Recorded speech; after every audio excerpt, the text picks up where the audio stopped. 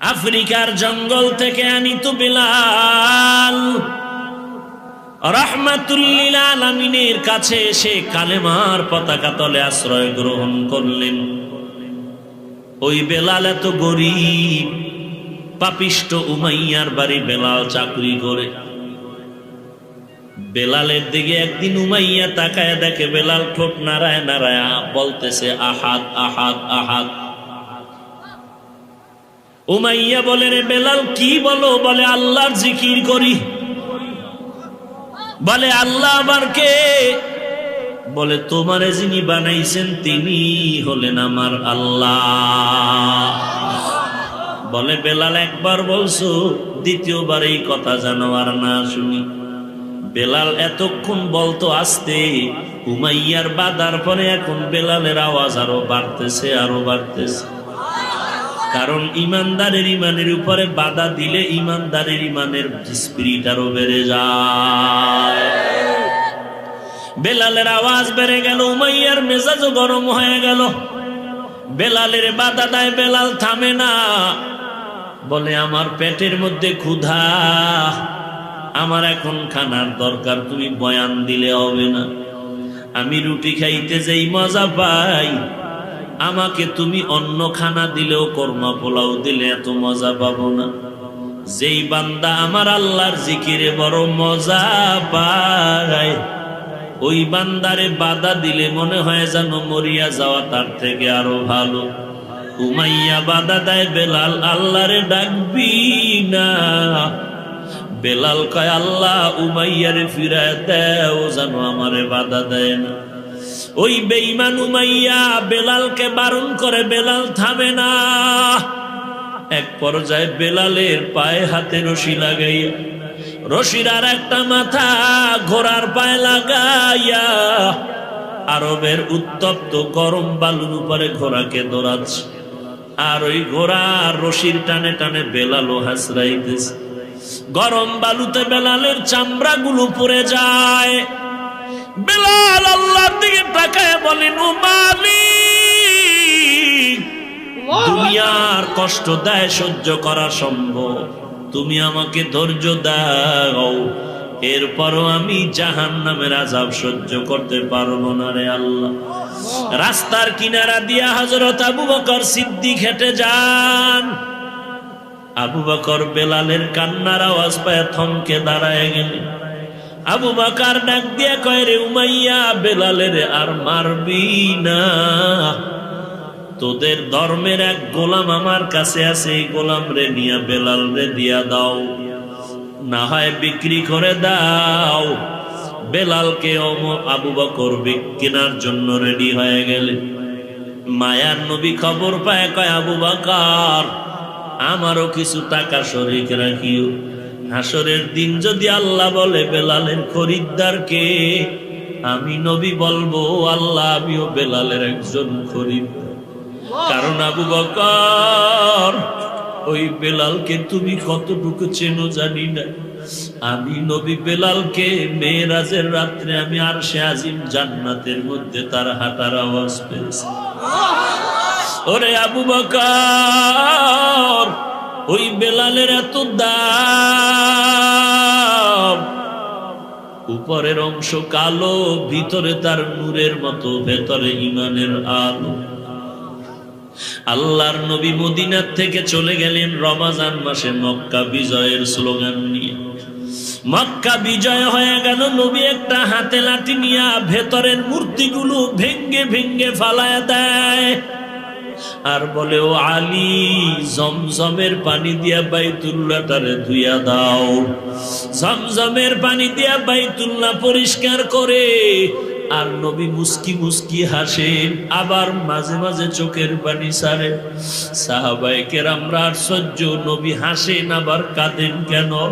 আল্লাহর নবী বলেন, ও সাহাবায়ে কেরাম, আমার কান্নার কারণ এই জন্মভূমিতে বেঈমানেরা আমাকে থাকতে দেয় নাই। আমার মা নাই, আমার বাবা নাই, এই বেঈমানেরা আমাকে কত কষ্ট দিয়ে তাড়ায় দিল, আজকে আমার মুখে আবার হাসি, সেই মক্কা আমাদের বিজয়।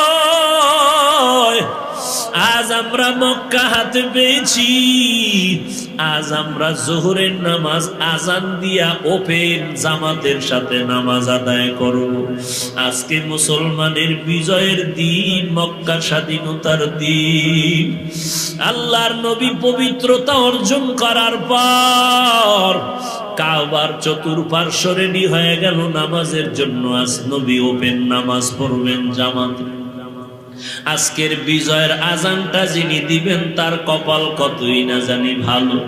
নবী একটু পরামর্শে বসলেন, সাহাবায়ে কেরামদের থেকে পরামর্শ চাইলেন, বলো আজকে আজানটা কে দিবে? একজন দাঁড়ায় বলেন, পয়গম্বর আজকের বিজয়ের আজান আর কেউ দিবে না, আজকের বিজয়ের আজান দিবেন আপনার সাহাবী হযরত আবু বকর সিদ্দিক রাদিয়াল্লাহু তাআলা আনহু। কারণ হলো, ও নবী আপনি তো বলেছেন আপনার বিপদের কালে আবু বকর আপনার সঙ্গী। আপনি বলেছেন ওই হিজরতের রাত আপনি গিয়ে আবু বকরের ঘরে দাঁড়াইলেন। নবী বলেন, হ্যাঁ আমি তো হিজরতের রাতে যখন আবু বকরের ঘরে দাঁড়ায় গেলাম, আস্তে করে ডাক দিলাম আবু বকর, হঠাৎ ডাকের জবাব দিয়া দিল, লাব্বাইক ওয়া সা'দাইকা ইয়া রাসূলুল্লাহ। দরজা খোলার পরে আমি আশ্চর্য হয়ে গেলাম। আমি জিজ্ঞাসা করলাম, আবু বকর আপনি কি রাতের বেলা ঘুমান নাই? আবু বকর চোখের পানি ছেড়ে কান্না করে বলেন, ও মায়ার নবী, বহু আগে আপনি আমাকে বলেছিলেন হিজরতের সঙ্গী হব আমি আবু বকর। দিনের বেলা আমি যত কাজ করি, রাতের বেলা যখন ঘরে আসি দরওয়াজার কিনারায় দাঁড়াই আমি অপেক্ষা করি, ঘুমাই না। আমি দাঁড়ায় থাকি, আমার মায়ার নবী এসে কখন ডাক দিবে আবু বকর। আবু বকর বলে, যদি নবী ডাক দেয় আর আমি আবু বকর যদি ঘুমায় থাকি, দুশমনেরা নবীর উপরে হামলা করবে। আবু বকর বলেন, নবী আল্লাহর কসম, ওই বহু আগের থেকে আপনি আমাকে ইশারা দেওয়ার পর আজ পর্যন্ত আমি একটা রাতের বেলাও ঘুমাই না। নবীর চোখের পানিও বের হয়ে গেল। এমনও কি ত্যাগ মানুষের জন্য মানুষ স্বীকার করতে পারে? আবু বকর বলেন, নবী আমি আবু বকর একা ঘুমাই না তা না, আমার ছোট মেয়ে আসমাও ঘুমায় না। আপনার জন্য নাস্তা বানাইয়া অপেক্ষা করে মদিনার লম্বা সফর, নাস্তা দেওয়ার জন্য আমার মেয়েটা সারা রাত ঘুমায় না। আল্লাহর নবী চোখের পানি ছেড়ে কাঁদেন। আবু বকর ডাক দিয়ে কয়, নবী আমি হিজরতের সফরের জন্য আমি 2টা উট কিনলাম, তাকায় দেখেন ওই খুঁটির গোড়ায় উট 2টাও ঘুমায় না। কখন আমার পিঠে আইসা রহমাতুল লিল আলামিন উঠবে, ওই উটো সারা রাত ঘুমায় না। নবীর পথের ধারে তাকায় থাকে আর দেখি চোখ বেয়ে বেয়ে পানির ফোঁটা ভরে। আল্লাহর নবী দোয়া করেন, ওরে আবু বকর আজকে আবার কষ্টের জিন্দেগির রাত, আমার মা নাই বাবাও নাই, আমার ঘরের চতুর্দিকে দুশমন।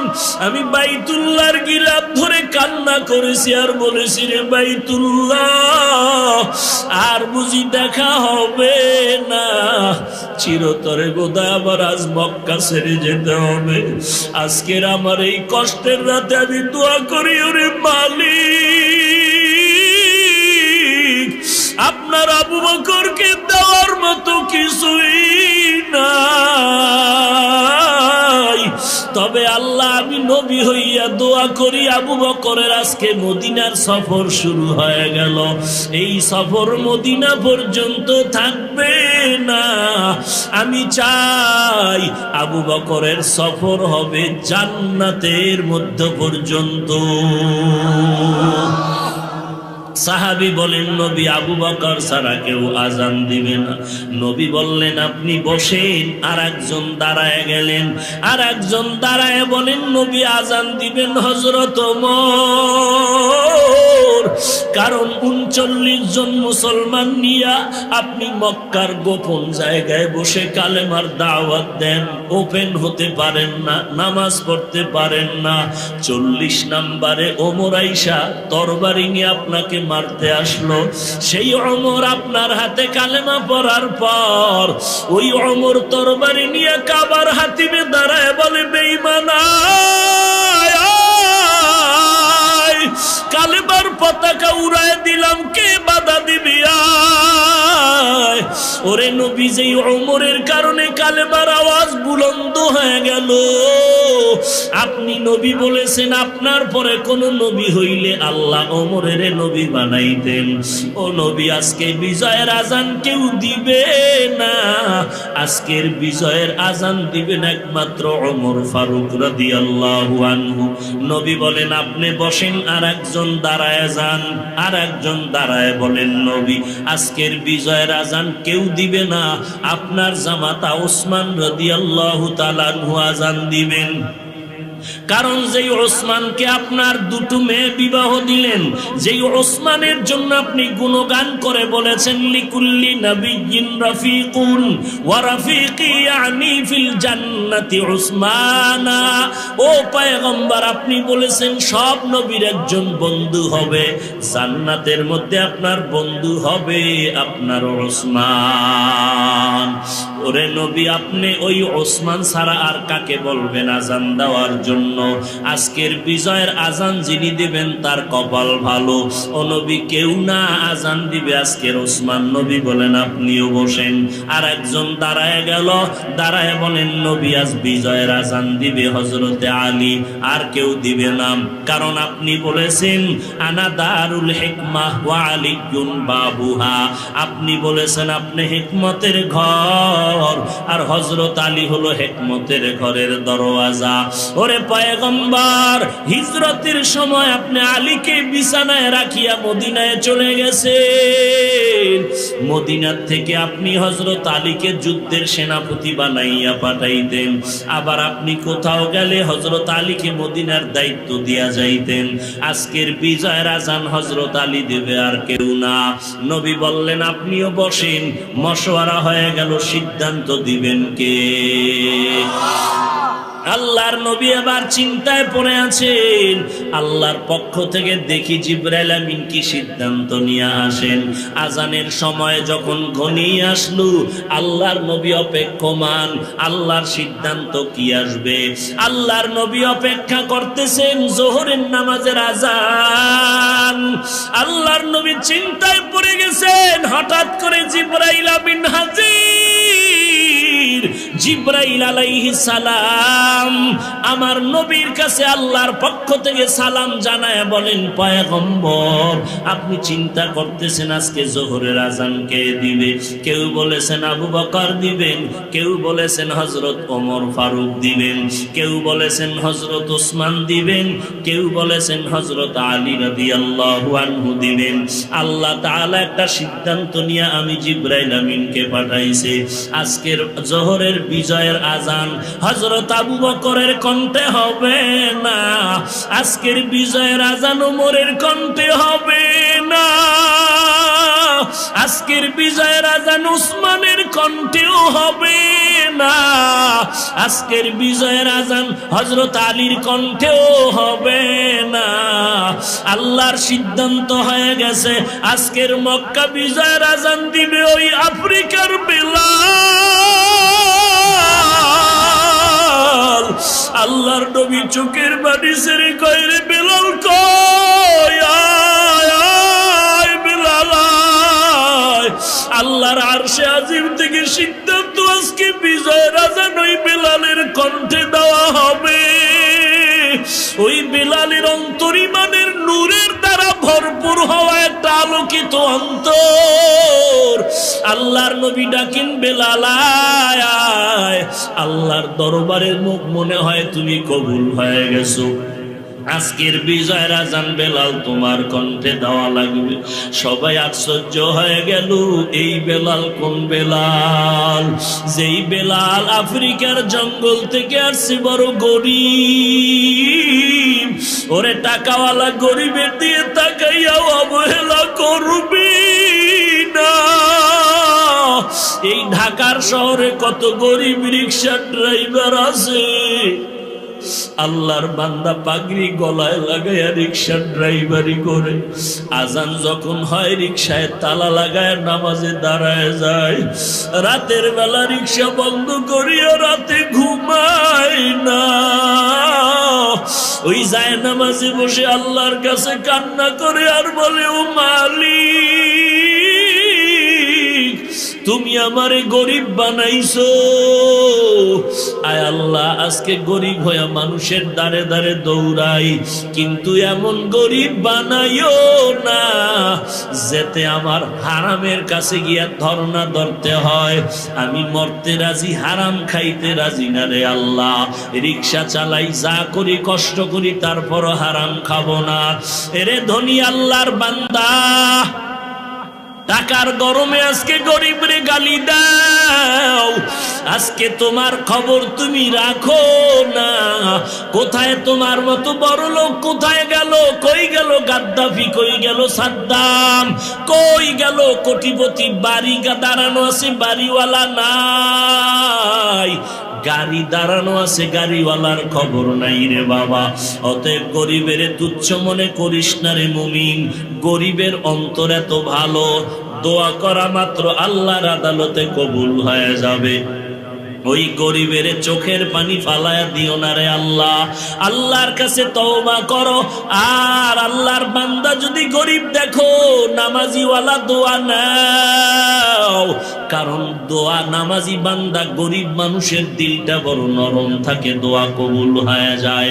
অন্যায় করে যদি কারোর উপরে জুলুম করো, কারো হক নষ্ট করে থাকো, তাড়াতাড়ি ক্ষমা নাও। গরিবের ঠকাইয়া জিন্দেগি তোমার নষ্ট, দুনিয়া আখিরাত বরবাদ হয়ে যাবে। আল্লাহর কাছে তওবা করো।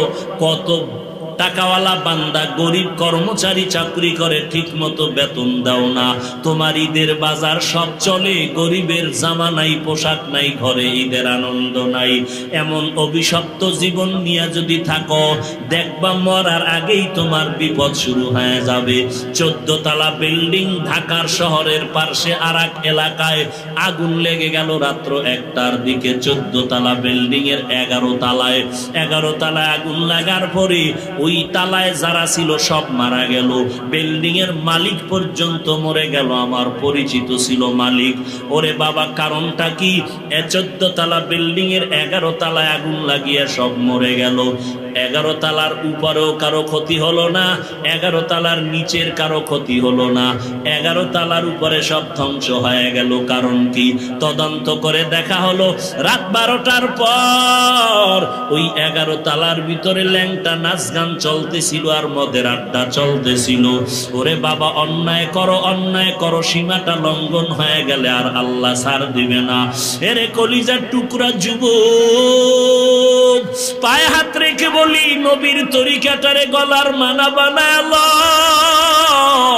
তোর মতো যুবক আজ দাড়িওয়ালা নামাজির অভাব নাই। ওরে যুবক, স্কুল কলেজে পড়ে, নামাজ ছাড়ে না। তোমার মতো যুবক শ্রমিকের কাজ করে, নামাজ বাদ দেয় না। তোমার আমার মতো যুবক কোটি টাকার মালিক, হারাম খায় না, ব্যবসা করে, হারাম পথে চলে না। তোমার আমার মতো যুবক আজকে দেখো ড্রাইভারি করে, নামাজ বাদ দেয় না। তুমি কেন পারবা না রে বাবা? আল্লাহর কাছে তওবা করো, আল্লাহর কাছে তৌফিক চাও। আল্লাহ তুমি তওবা করার তৌফিক দাও। জীবনে আর গুনাহ করব না, দুনিয়াটা কিছুই না রে বাবা। আল্লাহর জান্নাত যদি পেতে চাও, ঈমানটারে মজবুত করে নাও। দুনিয়ার জমিন থেকে 9,30,00,000 মাইল উপরে সূর্য, রাতের বেলা নাই, দিনের বেলা ছিল, তারপরে এখন এত গরম লাগে, ফ্যানের বাতাসেও ঠান্ডা হয় না। আর বান্দা যদি গুনাহ নিয়ে কবরে যাও, আল্লাহর কোরআন সত্য, নবীর কথা সত্য, দুই পার্শ্বের মাটির চাই কবরের মধ্যে একটা নয়, দুটো নয়, 99টা সাপ। কবরের মধ্যে জাহান্নামের আগুন। হাসরের ময়দানে সূর্য মাথার উপরে নেমে আসবে, গুনাহগারের মাথার মগজগুলো ভাতের মারের মতো টকবক